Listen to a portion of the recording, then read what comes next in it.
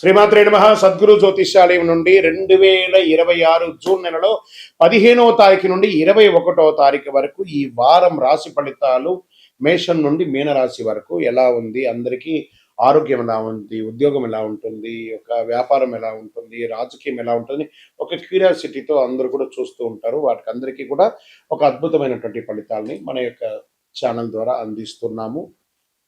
జాతకం పడుతున్న వర్షానికి ఒక గొడుగు మాత్రమే, కానీ జాతకం జీవితం కాదు. మీరు మిమ్మల్ని నమ్మండి, మీ యొక్క ఇష్టదైవాన్ని నమ్మండి.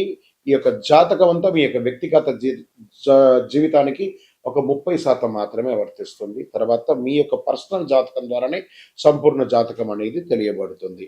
ఓకే, ఈ వారం గ్రహాలన్నీ కూడా ఎలా ఉన్నాయి అనేది మనం తెలుసుకోబోతున్నాం. ఈ గురు భగవానుడు కర్కాటక రాశిలో ఉచ్చ స్థితిలో ఉన్నాడు.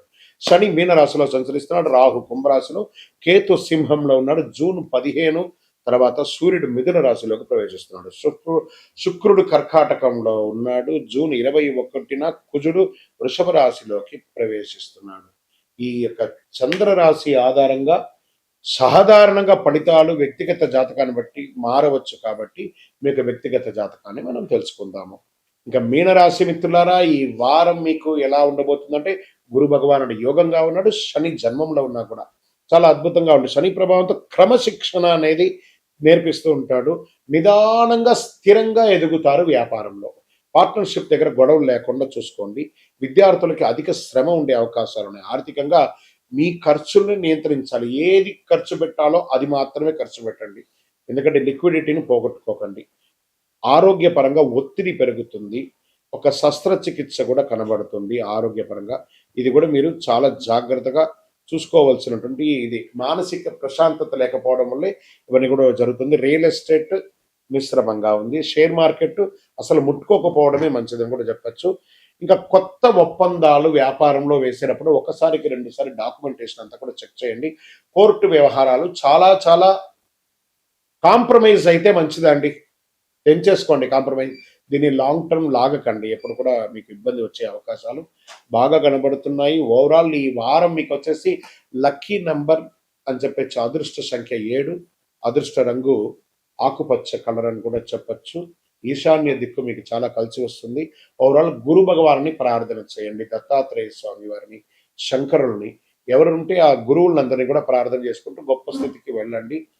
మీరు చేయవలసినదల్లా కూడాను ఈ వారం అంతా కూడా మీరు చేయవలసినటువంటి ఒక దానం, పసుపు వస్త్రాలు లేదా పసుపు రిలేటెడ్గా, లేదా మొక్కజొన్నలు అలాంటి, లేదా పసుపు రంగు కూరగాయలు, ఇలాంటి ఏవి ఉంటాయి పసుపు రిలేటెడ్గా ఏవి ఉన్నాయో అవన్నీ కూడా దేవాలయాలకు, పేదవాళ్ళకు అందరికీ కూడా దానం వేయండి.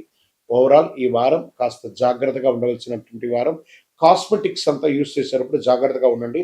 దానివల్ల మీకు స్కిన్ ఎఫెక్ట్ వచ్చే అవకాశాలు ఉన్నాయి. ఆ స్కిన్ ద్వారా కూడా మీకు సర్జరీ అయ్యే అవకాశాలు ఉంటాయి. జాగ్రత్త. ఓవరాల్ మళ్ళీ చెప్తున్నాను, రాజకీయ నాయకులుగా ఉన్నటువంటి రేవతి నక్షత్రం మీనరాశి, పర్టికులర్గా మీనరాశికి 2 రాశులున్నా కూడా రేవతి నక్షత్రంలో ఉన్నటువంటి మీనరాశి వారికి జాగ్రత్తగా ఉండవలసినటువంటి ఒక సమయం విజయోస్తు. మీ యొక్క వ్యక్తిగత జాతకం తెలుసుకోవడానికి మీ పరిసర ప్రాంతాల్లో ఉన్నటువంటి గురువుల్ని సంప్రదించండి. లేదా మా ద్వారానే తెలుసుకోవాలనుకుంటే డిస్ప్లేలో కనబడుతున్నటువంటి నెంబర్కి మీ పేరు, మీ డేట్ ఆఫ్ బర్త్, మీ time of birth, place of birth WhatsApp చేయండి. గురుగారు, మాకు జాతకంతో పాటు ఇంకేమైనా ఒక అద్భుతమైనటువంటి శక్తివంతమైనటువంటి వస్తువు కొనాలని అనుకుంటున్నామంటే, అతి శక్తివంతమైనటువంటి కరుంగాళి మాలను 48 రోజులు పూజ చేసి, ఇది చాలా పెద్దది, ఇంత పెద్దది కాదు, మీకు చిన్నగానే ఉంటుంది, ఒక 6 mm కానీ 8 mm కానీ మీరు వేసుకోవచ్చు. అలాంటిది 48 రోజులు మన దేవాలయంలో సుదర్శన చండీ హోమం చేసి మీకు అందుబాటులో సిద్ధంగా ఉంటుంది. కావలసిన వారు సంప్రదించండి. విజయోస్తు. దేవుడు మనకు జీవితంలో పరీక్షలు ఎందుకు పెడుతున్నారని ఒక ప్రశ్న అడుగుతున్నారు. దేవుడు మనకు పరీక్షలు పెట్టడం, మనకు ఆయనకేం పని లేదండి. మిమ్మల్ని ఎంచుకొని మీకు పరీక్షలు పెట్టడం అనేది కాదు. మనం ఎంచుకున్నటువంటి దారి, ఆ దారిలో మనం పుట్టినప్పటి నుంచి మరణించేంత వరకు మీ యొక్క రాత ఇది అని చెప్పి రాసి పంపించేస్తాడు. అర్థమైందా? ప్రతి ఒక్కరికి కూడాను ఈ యొక్క తల్లిదండ్రులకి పిల్లవాడు గాను, ఒక భార్యకు ఒక భర్తకు భర్త భార్య గాను, భార్యకు భర్త గాను, పిల్లలు గాను, అత్తమామలు గాను, ఫ్రెండ్స్ గాను, ఉద్యోగం గాను, వృత్తి గాను నిర్ణయించబడింది మరణం వరకు. మరి ఇందులో వచ్చే పరీక్షలు అంటారు చూసారా, భగవంతుడు దీన్ని కొంచెం ఫర్నిష్ గా చెప్పుకుంటే చెరిష్ ద గిఫ్టర్, అబ్యూస్ ద గిఫ్టర్ అని అంటారు అనమాట. భగవంతుడు మనకు ఒక అద్భుతమైనటువంటి గిఫ్ట్, ఈ శరీరాన్ని ఇచ్చాడు. దేహో దేవాలయ భక్తి అని చెప్పేసి ఒక జీవితాన్ని, మానవ జన్మనిచ్చాడు. ఇందులో మనము చక్కగా పరోపకారార్థి ఇదం శరీరం అనుకుంటూ మనం చేయాల్సిన కార్యక్రమాలు చేసుకుంటూ ఇతరులను చేసుకుంటూ పోతే అన్ని రకాలుగా ఉంటుంది. ఎప్పుడైతే మనలో స్వార్థం అది వస్తుందో, ఆశ అవన్నీ పెరుగుతుందో, అప్పుడు దారి తప్పుతూ ఉంటాం. ఆ దారి తప్పినప్పుడు అవసరాలు పెరుగుతాయి. ఆ అవసరాలకు తగ్గట్టుగా అవకాశాలు ఉండదు. దానికి అప్పులు చేయడము, లేకపోతే ఇతరులను ఏమార్చడము, సమాజంలో ఇబ్బంది పెట్టడము. దాన్ని మనం ఏం చేస్తాం, భగవంతుడు నాకే ఇన్ని కష్టాలు ఇస్తావా అని భగవంతుడిని బ్లేమ్ చేయడం. ఆయనకి ఏమైనా పన? మీరు పుట్టినప్పటి నుంచి మీరు మరణించేంత వరకు ఒక్క క్షణం కూడా ఆగకుండా గుండె కొట్టుకుంటూ ఉంటుంది. అప్పుడు మీకు పరీక్ష పెడుతున్నాడా భగవంతుడు, అనుగ్రహం ఇస్తున్నాడా? మనమైనా ఒక్కొక్కసారి శ్రద్ధగా ఉండం, అలా పడుకుంటాం, ఇలా లేస్తాం. మీరు పడుకున్నా, లేసినా, తిన్నా, ఏమేమి వేషాలు వేసినా వాటన్నిటినీ సగిస్తూ భావిస్తూ మీ హృదయంలో lub dub lub dub lub dub lub డబ్ను కొట్టుకుంటూ ఆ ప్రాణవాయుని ఇచ్చే భగవంతుడికి కృతజ్ఞత చెప్పండి. కానీ భగవంతుడు ఇబ్బంది పెట్టాడు, భగవంతుడు అనుగ్రహప్రదాయుడు. మీ ఆశలు, మీ అలవాట్లను అదుపులో పెట్టుకుంటే జీవితం అంతా సుఖ సంతోషాలతో ఉంటారు. విజయోస్తు. గురుగారు, ఒక ప్రశ్న ఉందండి. నిజమైనటువంటి భక్తి అంటే ఆలయానికి వెళ్ళడమేనా? ఆలయానికి వెళ్ళే పూజలు, పురస్కారాలు, హోమాదులు చేస్తేనే భక్తియా, లేకపోతే ఏ రకంగా ఉండొచ్చు అని అంటే, ఇప్పుడు మాధ్యమాల ద్వారా చూస్తున్నారు చూసారా, యూట్యూబ్ ద్వారాను, టీవీ ద్వారాను చూస్తున్నారు కదా. ఎలా మీకు నేను కనెక్ట్ అయ్యాను? త్రూ శాటిలైట్ ద్వారా వెళ్ళి మీకు నేను కనెక్ట్ అయ్యాను కదా. అలాగే భగవంతుడి దగ్గరికి కూడా అలా కళ్ళు మూసుకొని ఉండగా ఆ స్వామివారి యొక్క దివ్యమంగళ తేజోమయమైనటువంటి రూపం కనబడి ఆ స్వామివారితో కనెక్ట్ అవ్వాలి.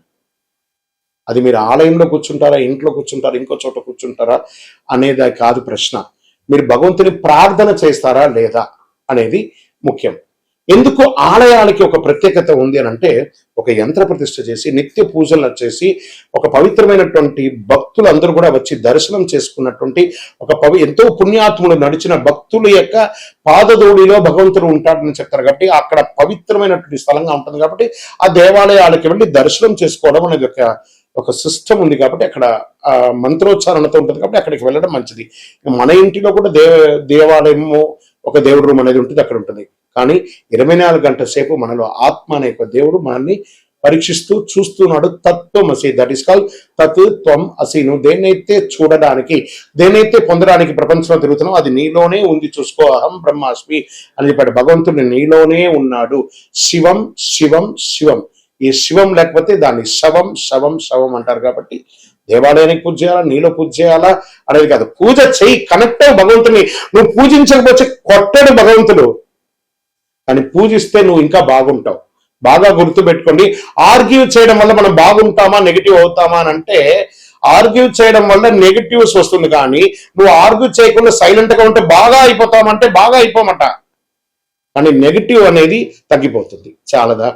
అదే భగవంతుడు. దేవాలయానికి వెళ్ళడం, మనం చేయడం అనేది కర్మ ఫలితం తప్పకుండా మనల్ని చేరుతుంది. అంటే కర్మ రిటర్న్స్ అంటారు చూసారా. అవును, ఎదుటి వాళ్ళకి ద్రోహం చేయాలి అని అనుకుంటే ఇక్కడ చూడండి, చెయ్యి నేను ఇలా పెట్టాను, నేను నిన్ను ఇలా ఇబ్బంది పెడుతున్నాను అని ఒకటి చెయ్యి అక్కడ చూపిస్తుంది. ఇక్కడ 1, 2, 3 వేళ్ళు నిన్ను చూపిస్తుంది. పైన భగవంతుడు చూస్తున్నాడు. 3 వేలు సమాజం నిన్ను చూస్తుంది, భగవంతుడు పైన చూస్తున్నాడు. కానీ నువ్వు చూపే వేలు ఒకటే అనమాట. అఫ్ కోర్స్ నువ్వు ఎవరికైనా చెడు చేస్తే 4 రకాలైనటువంటి చెడు నీకు రిటర్న్ ఖచ్చితంగా వస్తుంది. నువ్వు మంచి చెయ్యకపోయినా పర్లేదు, కానీ చెడు చేయకుండా ఉండు. అదే ఇతరులకు చేసే సమాజంలో ఒక మంచి విశేషం. అందుకే కర్మ రిటర్న్స్, విజయోస్తు. కృష్ణుడు మహాభారతంలో యుద్ధాన్ని ఎందుకు ఆపలేదు? ఇక్కడ మీకు మంచి ప్రశ్న. ఆయన కూడా, కృష్ణుడు కూడా యుద్ధం చేయమని చెప్పలేదు. మీరు బాగా గుర్తుపెట్టుకోవాలి. రథసారథిగా అర్జునుడికి పార్థసారథిగా కూర్చున్నాడు ఆయన. ఈయన పోయి యుద్ధం చేయడా, కర్మణ్యేవా నివాసస్తే మాపడే సుఖదాసన. ఈయన ఏం చెప్పాడు? మనమందరూ కూడా 732 శ్లోకాలు ఉన్నటువంటి భగవద్గీతను శ్రీకృష్ణుల వారే మనకు అందించారు. కొన్ని అధ్యాయాల వరకు ఆ అర్జునుడు ఆయన ఒక రైడర్ లాగా చూశాడు, ఒక సారథి లాగా, ఒక డ్రైవర్ లాగా చూశాడు. అప్పటి వరకు నేను క్షత్రియుడిని, నేను ధర్మరాజు యొక్క తమ్ముడిని, పంచపాండవుల ఒకరిని అనే ఒక ప్రౌడ్తోనే ఆ అర్జునుడు ఉంటూ ఉంటాడు. ఆ యొక్క 11వ అధ్యాయాన్ని చెప్పేటప్పుడు విశ్వరూప అవతారం ఒకటి వస్తుంది. ఆ అధ్యాయంలో స్వామివారి విశ్వరూపం ధరించి అర్జునుడికి దర్శనం ఇస్తాడు. దర్శనం ఇచ్చి అప్పటి నుంచి అర్జునుడి యొక్క బాడీ లాంగ్వేజ్ మారిపోతుంది. ఎందుకంటే స్వామి ఎటు తల ఎత్తినా స్వామి వారు కనబడట్లేదట. అంటే అంతటి మహానుభావుడికి యుద్ధం ఒక లెక్కన కాదు కదా. ఎంటైర్ భగవద్గీతలు ఎక్కడ కూడా యుద్ధం గురించి చెప్పలేదు. స్వామివారు చెప్పినటువంటి ఆ 700 శ్లోకాల భగవద్గీతలో కూడా యుద్ధం గురించి మాట్లాడలేదండి, జీవితం గురించే మాట్లాడారు. శ్రీకృష్ణుడు జీవితాన్ని ఉపదేశించడానికే ఉన్నాడే కానీ యుద్ధం గురించి ఉపదేశించడానికి కాదు. మనం ఆనందంగా ఉంటే శ్రీకృష్ణుడు ప్రేమగా కనబడతాడు. మనం కొంచెం మాలిన్యంగా ఉంటే అది యుద్ధ వాతావరణంగా కనబడుతుంది. మన యొక్క బుద్ధిలోని మంచి చెడు రెండు ఉంది కాబట్టి ఆ మంచి చెడుని ఎదిగి నువ్వు ముందుకు వెళ్ళు అని భగవద్గీతలో యొక్క సారాంశంగా శ్రీకృష్ణుడు చెప్పారు. కాబట్టి అందుకే శ్రీకృష్ణుడు యుద్ధం చేయమని చెప్పలేదు, అధర్మాన్ని మాత్రం జయించమన్నాడు కానీ యుద్ధం చేయమనలేదు. భయభక్తులతో ఉండాలి అన్నారు. భక్తి ఉంటే భయం ఎందుకు ఉండాలంటే భయభక్తులతో ఉండాలి. అక్కడ ఎదుటి కూర్చున్నది మనం ఒకళ్ళమే. ఈ ప్రపంచాన్ని ఏలే అఖిలాండ కోటి బ్రహ్మాండ నాయకుడు అక్కడ కూర్చున్నాడు ఎదురుగుండా. ఆయన చూసినప్పటికీ భయభక్తి ఉండాలి. దేవుని చూసినప్పుడు ఆ భయం ఉండాలి, భక్తి ఉండాలి. ఆ ఒక దేవుడు కనబడని ఒక గొప్ప శక్తిగా అక్కడ కూర్చున్నాడు. దైవం మానుష రూపేణ. అది ఎలా కనబడుతున్నాడు? తల్లిదండ్రిగా, గురువులుగా, సమాజంలో పెద్దవాళ్ళుగా, అర్చకులుగా, ఆరాధులుగా ఉన్న వాళ్ళని అందరూ కూడా ఒక ప్రేమగా చూస్తే సాక్షాత్ భగవంతుని చూసినట్టుగా ఆ భయభక్తితో ఉండాలి అని అంటారు. ఆఖరికి మనకు విద్య నేర్పించిన టీచర్ దగ్గర కూడా భయభక్తులతో ఉండాలి. అదే దేవుడికి ఇచ్చే మన మర్యాద, విజయవస్తు. మనిషి యొక్క గొప్పతనం ధనంలో ఉంటుందా, ధర్మంలో ఉంటుందా అంటే పరోపకారార్థే ఇదం శరీరం. ఇతరులు బాగుండాలని ఎవరైతే కోరుకుంటారో వాళ్ళే దేవుళ్ళు. మంచి గుణం వాళ్ళ దగ్గరే ఉంటుంది.